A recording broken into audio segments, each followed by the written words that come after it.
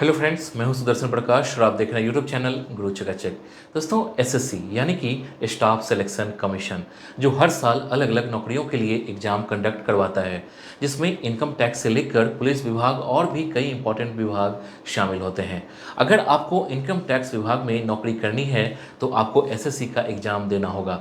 लेकिन क्या आपको पता है, एसएससी 10th पास लोगों के लिए भी वैकेंसी निकालता है।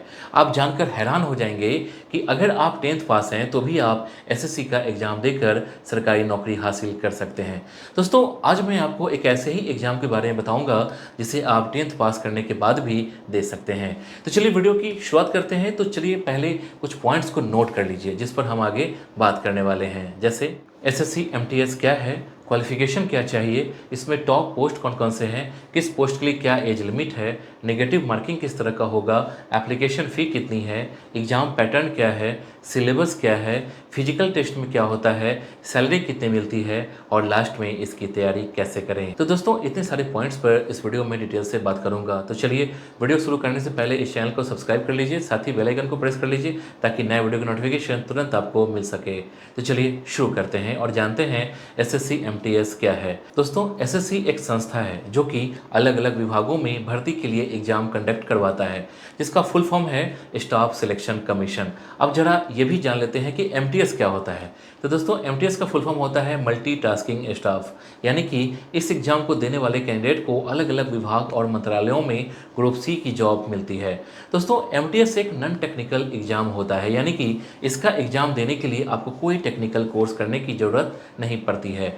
हर साल भारी संख्या में स्टूडेंट्स इस एग्जाम में बैठते हैं, इसलिए इसे बहुत इंपॉर्टेंट माना गया है। इसके बाद जानते हैं क्वालिफिकेशन क्या चाहिए। दोस्तों, अब एक और इम्पॉर्टेंट पॉइंट को जान लेते हैं और आखिर एसएससी एमटीएस का फॉर्म भरने के लिए क्वालिफिकेशन कितना चाहिए। तो दोस्तों, अगर आप भी एसएससी एमटीएस के जरिए नौकरी पाना चाहते हैं तो उसके लिए आपका किसी भी मान्यता प्राप्त बोर्ड से 10th पास होना जरूरी है। अगर आप 10th पास हैं तो आप एसएससी एमटीएस का फॉर्म भरने के लिए एलिजिबल हैं। दोस्तों, ध्यान रहे कि ये एक नॉन टेक्निकल पोस्ट होता है, इसलिए इसका एग्जाम देने के लिए टेक्निकल स्किल की जरूरत नहीं पड़ती है। इसके बाद जानते हैं इसमें टॉप पोस्ट कौन कौन से हैं। दोस्तों, एसएससी एमटीएस के तहत कई विभागों में अलग अलग पदों के लिए भर्ती होती है। वैसे तो बहुत सारे पोस्ट हैं जिनके बारे में जानना बहुत ज़रूरी है। दोस्तों, याद रहे फॉर्म भरते वक्त ये मेंशन करना ज़रूरी होता है कि आप किस पोस्ट के लिए अप्लाई कर रहे हैं। तो चलिए एसएससी एमटीएस का एग्जाम क्लियर करने के बाद किन पोस्ट पर भर्ती होती है ये भी जान लेते हैं। जैसे clerk cum computer operator, data entry operator, हवलदार, helper, housekeeping staff, library clerk, office attendant, office helper, store keeper, mess helper, junior guest attender operator etcetera. दोस्तों, ये कुछ ग्रुप सी के पोस्ट हैं। अगर आप एसएससी एमटीएस का एग्जाम पास करते हैं तो इन पदों पर आपकी भर्ती होगी। इसके बाद जानते हैं किस पोस्ट के लिए क्या एज लिमिट है।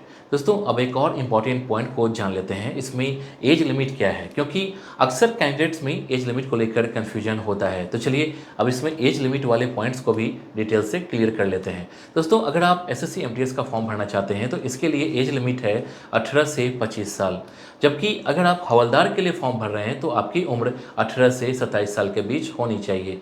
दोस्तों, इसमें अलग अलग कैटेगरी के कैंडिडेट्स को रिजर्वेशन के नियमों के अनुसार छूट भी मिलती है। जैसे एससी एसटी कैटेगरी के कैंडिडेट्स को 5 साल की छूट, ओबीसी कैंडिडेट्स को 3 साल की छूट मिलेगी। पीडब्ल्यूबीडी कैंडिडेट्स जो रिजर्वेशन कैटेगरी में नहीं आते हैं उन्हें 10 साल की छूट मिलेगी, जबकि ओबीसी कैंडिडेट्स जो पीडब्ल्यूबीडी हैं उन्हें 13 साल की छूट मिलेगी। पीडब्ल्यूबीडी के एससी एसटी कैंडिडेट्स को 15 साल की छूट मिलेगी। इसके बाद जानते हैं निगेटिव मार्किंग किस तरह का होगा। दोस्तों, करीब करीब सारे एग्जाम में निगेटिव मार्किंग तो होती ही है, ठीक उसी तरह इसमें भी निगेटिव मार्किंग होगी। तो दोस्तों, एग्जाम देते वक्त एक एक आंसर ध्यान से दें। तो चलिए अब आपको बता देते हैं कि इसमें कितनी निगेटिव मार्किंग होती है। दोस्तों, एसएससी एमटीएस में अगर आप एक सवाल का जवाब गलत देते हैं तो आपके 0.25 नंबर कट जाएंगे, यानी कि एक गलत आंसर देने पर 0.25 मार्क्स काट लिए जाएंगे। तो बड़े ही ध्यान से सारे सवालों के जवाब दें। इसके बाद जानते हैं एप्लीकेशन फ़ी कितनी है। दोस्तों, इस एग्ज़ाम का फॉर्म भरते समय फ़ीस कितनी लगेगी, क्योंकि कई स्टूडेंट फ़ी को लेकर काफ़ी कंफ्यूज रहते हैं। दोस्तों, अब बात कर लेते हैं एसएससी एमटीएस के फॉर्म की फ़ी कितनी लगेगी। तो दोस्तों, इसमें फ़ी काफ़ी कम है। नोटिफिकेशन के अनुसार इस फॉर्म को भरने की फ़ी सिर्फ 100 रुपये ही रखा गया है, जबकि महिलाओं के लिए फ़ी पूरी तरह से माफ़ है। जबकि अगर आप रिजर्वेशन कैटेगरी से आते हैं, जैसे अगर आप एससी हैं या फिर एसटी हैं या पीडब्ल्यूडी या फिर पूर्व सैनिक हैं, तो भी आपकी फ़ी पूरी तरह से माफ़ है, यानी कि आपको एक भी रुपए फ़ी नहीं लगेगी। इसके बाद जानते हैं एग्ज़ाम पैटर्न क्या है। दोस्तों इसका एग्ज़ाम कंप्यूटर बेस्ड होता है और 2 सेक्शन में इसके एग्ज़ाम होते हैं, जिसके बारे में जानना आपके लिए बहुत ज़रूरी है। तो चलिए अब इसके बारे में डिटेल से जानते हैं। दोस्तों इसमें 2 सेक्शन में एग्ज़ाम होता है, जिसे सेशन 1 और सेशन 2 कहा जाता है। चलिए अब दोनों सेशन के बारे में जान लेते हैं। सबसे पहले सेशन 1 के बारे में जानते हैं। इसमें सबसे पहले न्यूमेरिकल एंड मैथमेटिकल एबिलिटी से 20 सवाल होते हैं। हर सवाल के लिए आपको 3 नंबर मिलेंगे, यानी कि इसमें 60 नंबर का एग्ज़ाम होता है। जबकि reasoning ability and problem solving में भी 20 क्वेश्चन आते हैं, जिसके लिए आपको 60 नंबर मिलेंगे, यानी कि हर सवाल के लिए आपको इसमें भी 3 नंबर मिलेंगे। वहीं अगर सेशन 2 की बात करें तो इसमें आपको जनरल अवेयरनेस में 25 सवाल होते हैं और ये एग्ज़ाम 75 नंबर के होते हैं, यानी कि हर सवाल के लिए आपको 3 नंबर मिलते हैं। इसके बाद जानते हैं सिलेबस क्या है। दोस्तों अब एक और ज़रूरी पॉइंट को समझ लीजिए, इसका सिलेबस क्या है, क्योंकि इसे अगर आप अच्छे से समझ गए तो आपको तैयारी करने में काफ़ी हेल्प मिलेगी। तो चलिए पहले सेशन 1 एग्ज़ाम के सिलेबस के बारे में जान लेते हैं। तो दोस्तों सेशन 1 में न्यूमेरिकल एंड मैथमेटिकल एबिलिटी में आपसे LCM and SCF, decimals and fractions, relationship between numbers, fundamentals, arithmetic operation and BODMAS, percentage, ratio and proportion et cetera से क्वेश्चन पूछे जाएंगे। आप वीडियो को पॉज कर आगे देख सकते हैं। और वहीं reasoning ability and problem solving में alpha numeric series, coding and decoding, analogy following directions, similarities and differences, jumbling, problem solving and analysis, इन दोनों सब्जेक्ट से सवाल आएंगे। जबकि सेशन 2 में जनरल अवेयरनेस में history, geography, art and culture, economics, general science and environmental studies से जुड़े सवाल आएंगे जो 10th लेवल के होंगे। और इंग्लिश लैंग्वेज एंड कंप्रीहेंशन में आपसे English language, vocabulary, grammar, sentence structure,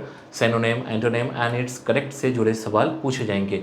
तो दोस्तों आप इन सब्जेक्ट की तैयारी अच्छे से करें। इसके बाद जानते हैं फिजिकल टेस्ट में क्या होता है। दोस्तों अब एक और अहम टॉपिक के बारे में जान लेते हैं, यानी कि फिजिकल टेस्ट, क्योंकि रिटन एग्जाम के साथ इस एग्जाम के बारे में भी जानना बहुत ज़रूरी है। तो चलिए एक एक करके इसके बारे में भी अच्छे से जानते हैं।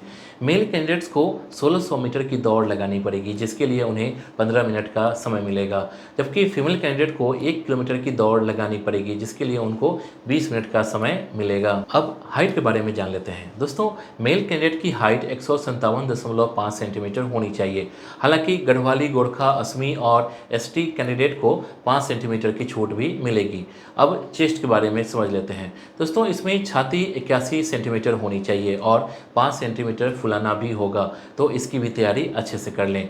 दोस्तों फीमेल कैंडिडेट्स की हाइट 152 सेंटीमीटर होनी चाहिए, जबकि गढ़वाली, असमी और गोरखा की महिला कैंडिडेट्स को 2.5 सेंटीमीटर की छूट मिलेगी। दोस्तों फीमेल कैंडिडेट्स का वेट भी मापा जाता है, यानी कि फीमेल कैंडिडेट्स का वजन 48 किलोग्राम होना चाहिए, जबकि गढ़वाली, असमी और गोरखा महिला कैंडिडेट्स को 2 किलोग्राम की छूट मिलेगी।